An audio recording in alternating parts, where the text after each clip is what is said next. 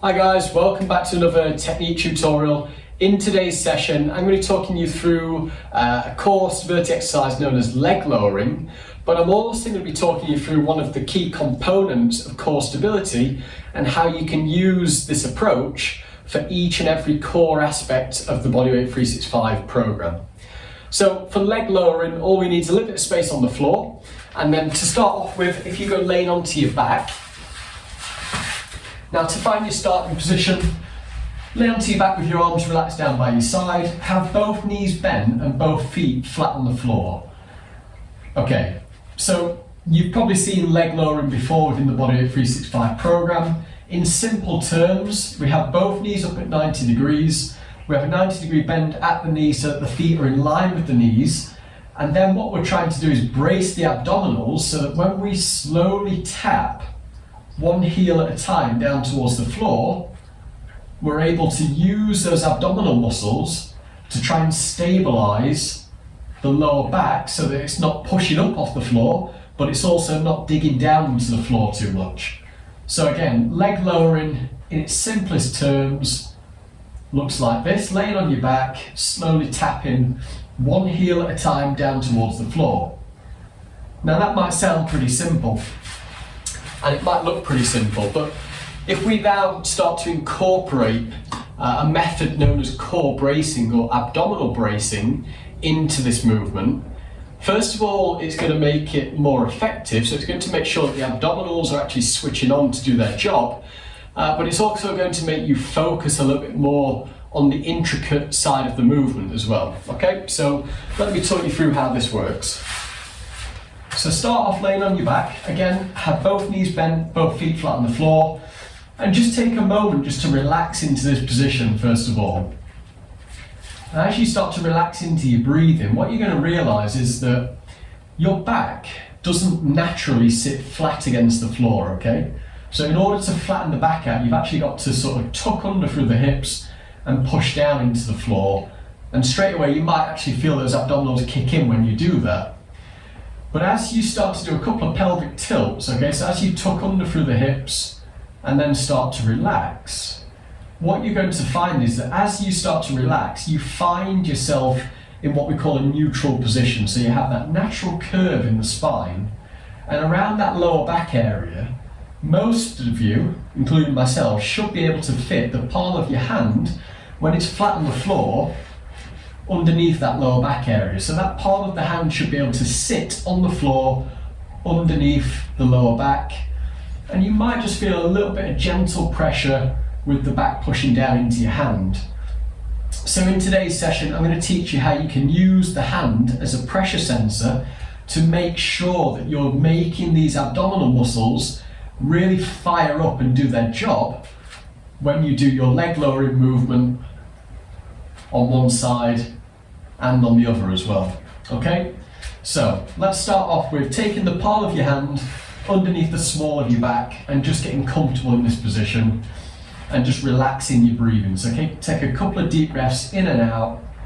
Feel how the pressure increases and then decreases on the hand.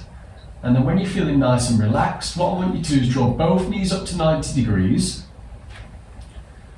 and hold that position. Now you might feel like the pressure on your hand has just started to increase a little bit.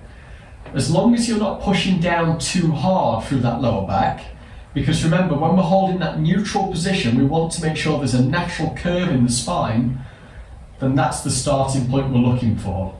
From here, the goal of this movement is to try and keep the pressure the same all the way through, okay? So the amount of pressure I can feel on my hand at the minute is going to stay the same when I tap the left heel down to the floor and draw back up, and when I tap the right heel down towards the floor and draw back up.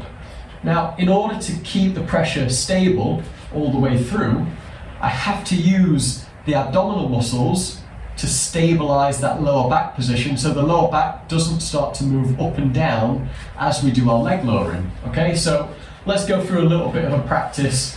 Hand under the small of the back, relaxed position to start with, bringing both knees up to 90 degrees and holding that position Now what I want you to think about is slowly tapping your left heel down to the floor while trying to squeeze those abdominal muscles so that we don't feel any change in pressure on the hand. Draw back up, take a moment to reset, do the same on the right hand side. So again, slowly lower that right heel down to the floor, squeeze in through the abdominals, tap the floor and draw back up. And again on that left hand side, slowly tap the floor, squeeze the abdominals, draw back up to the top, and then do the same on the right again. So nice and steady all the way down to the floor, tap the floor and draw back up. Now what you're going to start to realise is that if you don't use these abdominal muscles, okay, so if you're not firing up through the abs, you're going to see a lot of pressure change on the hand. So you'll feel, as you lower the foot down to the floor, you'll feel the back push into the hand, and then as you lift back up, you'll probably feel the back lift off the hand, or the opposite, okay? So as you lower down, you'll feel it lift up. As you lift the knee back up, you'll feel it push down. Now, you can just go through the motions with this movement, and that's absolutely fine, but you're not getting the same benefit as if you try and keep the pressure the same on your hand all the way through the movement. So again, the way that we do this is we use the hand as the pressure gauge, we take it under the small of the back, we relax to start off with, and then from here, as we're going through the heel taps, we're really using these abdominals to fire up and stabilize to make sure that the pressure on the hand doesn't change all the way through the movement. Now, you're probably going to start to realize that this movement suddenly got a lot harder than it was before if you were just going through the motions. And this is what I want you to think about with all of the core exercises within Bodyweight 365. So whether it's leg lowering, whether it's straight leg lowering, or planks or side planks, it all comes down to being able to switch the muscles on in the abdominals, stabilize the hips and the lower back, because ultimately when you go through your day-to-day routine, that could be digging in the garden, picking up heavy shopping bags, you need to be able to connect the brain to these muscles to tell them to switch on and to work effectively if you're going to protect your lower back from injury as well.